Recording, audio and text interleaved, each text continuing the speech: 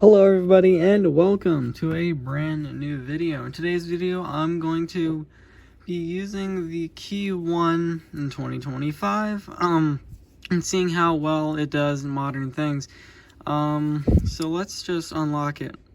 And this has a really cool fingerprint sensor in the spacebar. You just rest your finger on it and you're right into it. Now I'm not really going to be using this thing for its intended purpose.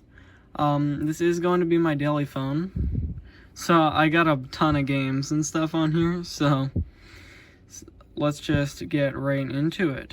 So we're going to open Chrome. Actually, I read it, alright,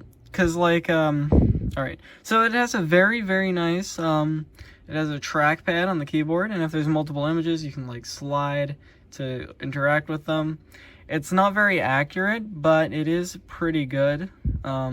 Now stuff like this, it likes to lag a little bit, but it is perfectly usable. Yeah, perfectly usable. There's a little bit of lag, but it's not that big of a deal. This is the 3 gig, 32 gig version. There's a 4 gig RAM version, and I would recommend that one, but if you're gonna spend, they seem to be a lot more money, and you might even be able to get like a Key 2 for not very much more. So I only paid $42 for this. And yeah, so they seem to be a lot of money, like $120 on eBay. But so I would not recommend it for that price. But for the price I paid, I would recommend it. The keyboard is really nice. I actually feel way faster on this than I do on my iPhone keyboard. And yeah, so the performance is acceptable. Like I said, there's a little bit of stutters. It can play a YouTube video. It does everything perfectly fine. With no issues. Stuff like Discord, everything like that's fine. So now I think it's time we get into using this thing for its unintended purpose. Oh, this is also running Android 7, which is pretty outdated, but it's not that bad. Everything I've tried to install worked perfectly fine. Didn't even have to try old versions. I still use Android 6 sometimes, so yeah, anyway. So let's just get into its unintended purpose, and then we'll do other things like the camera and just some other things like that. Yep. Yeah, I got a controller. Let's just connect that. I was using the Cat S22 Flip, not right before this, but a while ago. The performance is way better than that. It's perfectly fine. I see a lot of people saying don't get the Key 1, you can't use it, but I mean the performance is pretty good. And I use an iPhone 11. Well, I used an iPhone 11, and switching from the iPhone 11 to this, I honestly barely noticed anything at all. So, like any performance difference, there was obviously some difference, but it really was barely anything and not that big of a deal. So now let's use it for its completely unintended purpose. This is Tony Hawk's Underground 2 for the PSP. I was going to try to play PS2, but I literally could not find a PS2 emulator for Android. There apparently was some. None. I couldn't find anything for Android 7. So, yeah, I mean, it just said problem parsing the package. I'm not sure if it was outdated or whatever. I really don't know how to do very much, but let's just give this a go. Yeah, I mean, the controller connected perfectly fine. Actually, I'm just gonna go classic. Just go classic mode.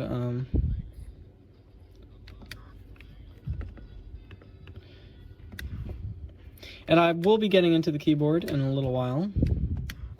Let's just load it in here. It takes a while to load, but I mean, who cares?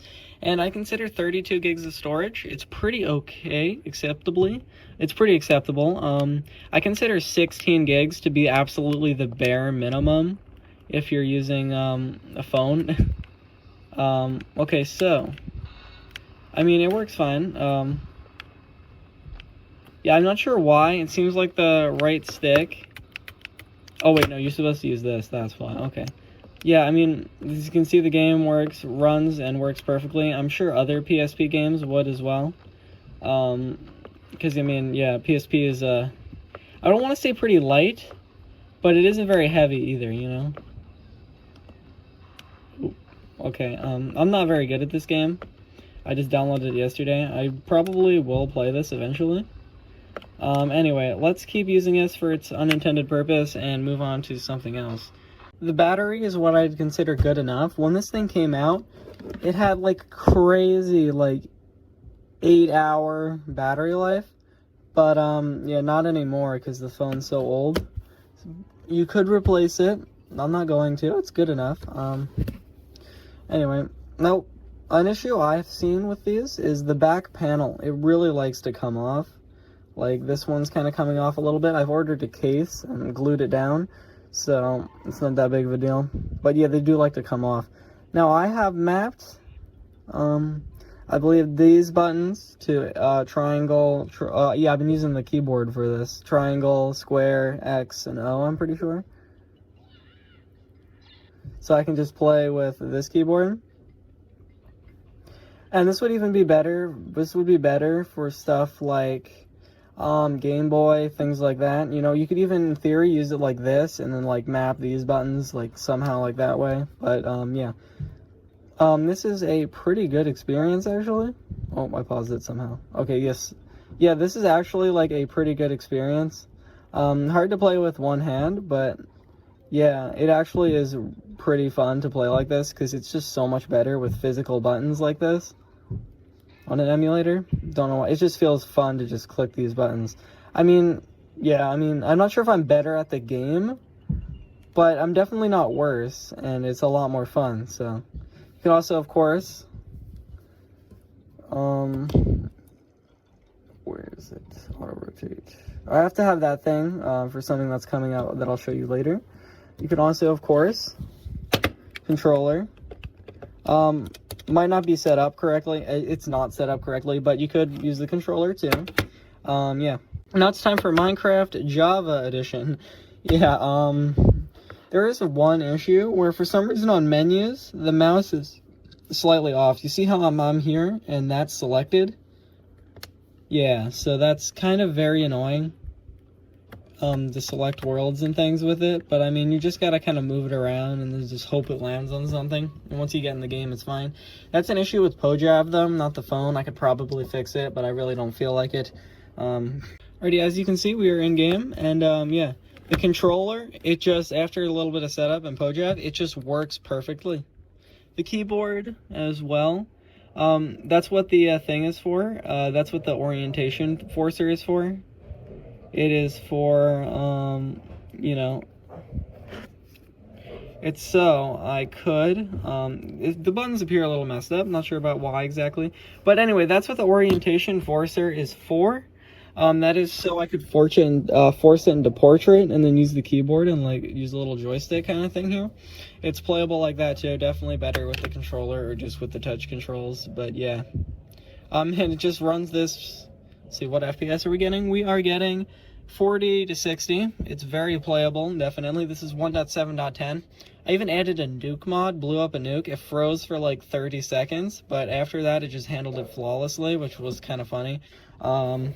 The phone is quite efficient. Like, doing all this, it doesn't really get very hot unless you're doing all that and charging. So, yeah. And like I said, the battery life when it came out was amazing. Not so much anymore, but, you know, what are you going to do? Now, Crossy Road, this is another good one to play on here. Alright, and this is by far the best, the game that uses the keyboard the best, I think. Oh, Christ. Keep going. Alright. Yeah, you can use the WASD keys and yeah, and the spacebar and stuff. It's quite a good experience. It's a bit laggy, which is kind of funny. Also, what I've done is for some reason YouTube Shorts, they got cut off at the top and bottom, so I did turn the DPI on the screen up a little bit. But yeah, anyway. So this phone is still quite good in 2025. I almost keep saying 2024. So let's open up the camera here and take a look in here. The camera isn't like great, but it's actually pretty good and definitely acceptable. It takes pretty okay pictures. Yeah, and the front camera on this one, it is messed up. Yeah, it's a little blurry. So yeah, but the back camera works fine. You don't buy a BlackBerry to use the front camera anyway, so this is the BB100-3. I saw a lot of people on the internet saying that it doesn't work on 4G, voice over LTE in the US. But on T-Mobile, for me, it's working perfectly fine. People are saying only the BB100-1 works, but I mean, the 3, it's working fine for me, and it seemed to be a lot cheaper. So, yeah. Like, I saw people not recommending people BlackBerries for the keyboard because it's hard to find a model that works in the US, which is just not true. The BB100-1, I'm pretty sure, is the most common, and I mean, the 3 works fine for me. So, anyway, I hope you guys enjoyed today's video of... Actually, I should probably mention something about the keyboard first. The keyboard, it is very nice to type on. I am definitely faster on this than I am, honestly, on my touch keyboard on my iPhone. It kind of feels like using a computer instead of using a phone, just with the keyboard and stuff. It's very nice to use, and I'm going to continue using this as my main phone. Anyway, I hope you guys enjoyed today's video of using a BlackBerry and not its intended purpose. And I will see you all later. Bye!